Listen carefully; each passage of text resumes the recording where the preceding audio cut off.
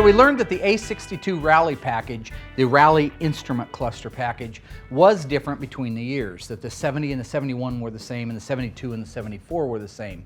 I actually learned something very recently that I didn't know, and I have to credit Tony D'Agostino from Tony's Mopar parts to this. We know that the knobs came out through the actual wood grain in 70 and 71 to reset the clock and to reset the odometer, and that they came out through the lens area in the 72 to 74s.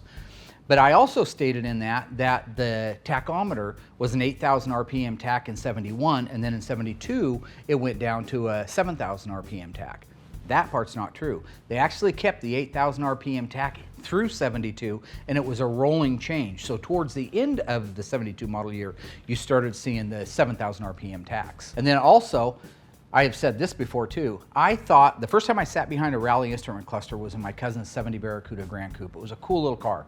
It was lemon twist yellow, 318, but check out the options. It had a 4-speed, it was air conditioning, white leather interior. Again, it was a Grand Coupe, so it had all the cool stuff that went with that, but it had a Ralley instrument cluster.